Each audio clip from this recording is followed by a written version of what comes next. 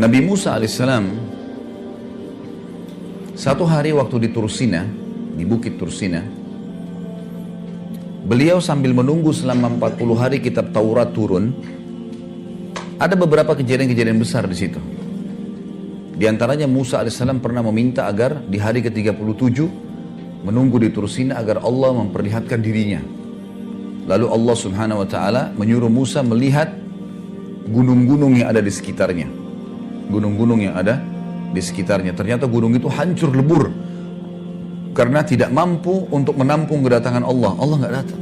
Tapi baru Allah mengatakan kalau gunung-gunung itu bisa menampung kedatanganku maka aku bisa datang. Aku akan datang hai Musa. Tapi ternyata Allah, waktu Allah baru mau datang, gunung-gunungnya hancur, lebur depan mata Nabi Musa. Sampai Nabi Musa pingsan. Tapi ini bukan bahasan kita. Ada kejadian sebelumnya. Musa alaihissalam sempat mengatakan, ya Allah, aku ingin sekali melihat keadilanmu. Aku ingin sekali melihat keadilanmu. Kata Allah, mengutus Jibril alaihissalam datang dan Jibril mengatakan, hai Musa, Tuhanmu berkata, kau tidak mampu. Kau tidak bisa sabar melihat keadilannya Allah kalau ke dalam kejadian langsung. Ada kejadian terjadi, kamu akan sulit untuk bisa sabar untuk menunggu itu. Karena ada prosesi-prosesi dalam kasus-kasus yang ada. Kata Musa, saya akan coba sabar dengan taufik dari Allah. Baiklah, Allah setuju, dikasih ke Musa alaihissalam. Maka Musa alaihissalam disuruh pergi ke salah satu mata air. Di sekitar gunung Tursina, padang pasir, gunung-gunung batu, nggak ada orang di situ. Tapi ada mata air, airnya ngalir. Musa alaihissalam disuruh oleh Allah ke situ nggak buat apa-apa. Situ aja duduk, udah saksikan saja apa yang terjadi. Nggak lebih daripada itu. Maka yang terjadi adalah Musa alaihissalam lihat dari jauh. Nggak lama kemudian ada orang datang nunggangin kuda. Orang ini datang nunggangin kuda, dia haus, dia turun ke mata air itu. Orang ini nggak lihat Musa alaihissalam. Musa alaihissalam di tempat yang tersembunyi. Maka Musa alaihissalam melihat orang ini turun, minum air, ternyata di pinggang sebelah kirinya orang ini ada kantong isinya uang. Ya. Cukup banyak. Rupanya waktu dia minum, jatuh terlepas dari pinggulnya dan dia tidak pinggangnya dan dia tidak sadar. Dia naik tunggangi kudanya, dia pergi. Ini orang yang pertama, Musa saksikan alaihissalam. Yang kedua, orang yang kedua datang anak kecil.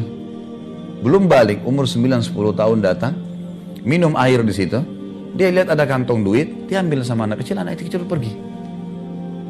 Baik. Musa alaihissalam lihat. Sudah selesai, datang orang ketiga. Orang buta matanya sudah tua.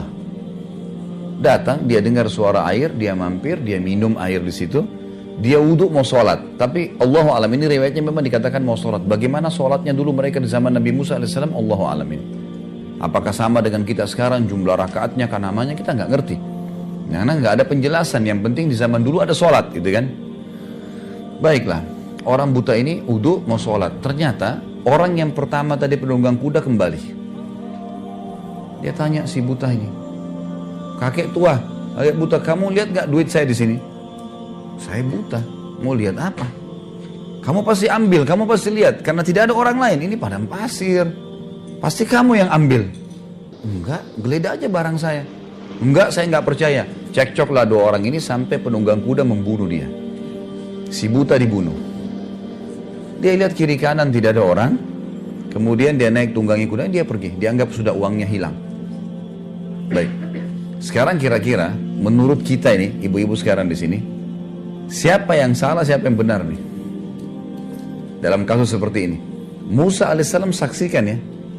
Dalam pandangan Musa alaihissalam mungkin sama dengan kita. Yang salah anak kecil. Kenapa? Karena kalau anak kecil tidak ambil duit itu, nggak terjadi sih ini bertengkar, ini membunuh kan? Benar nggak? Baik. Itu yang dilihat oleh Musa alaihissalam. Kalau kita juga di situ mungkin kita akan lakukan hal yang sama. Karena anak kecil tadi sumber masalah nih.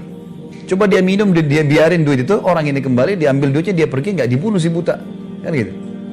Tapi subhanallah, Musa alaihissalam tidak sabar nih.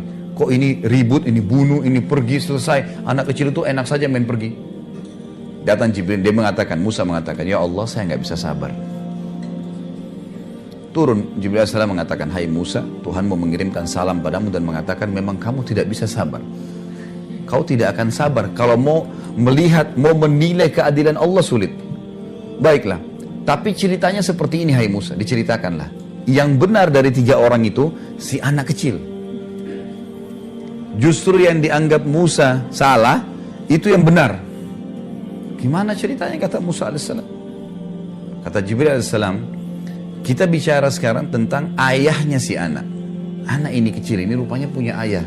Ayahnya mati dibunuh oleh orang. Ayahnya sebelum dibunuh oleh orang, dia pernah menjadi pegawainya penunggang kuda itu. Dan penunggang kuda itu pernah tidak memberikan gaji ayahnya si anak. Dan subhanallah, sebentar. Jumlah uang yang dia tidak kasih, sejumlah yang ada di kantong itu. Jadi penunggang kuda tidak pernah berpikir sebelumnya, kenapa dia meletakkan uang sejumlah itu. Dia tidak pernah berpikir mampir di mata air itu minum dan jatuh duitnya. Dia nggak pernah berpikir.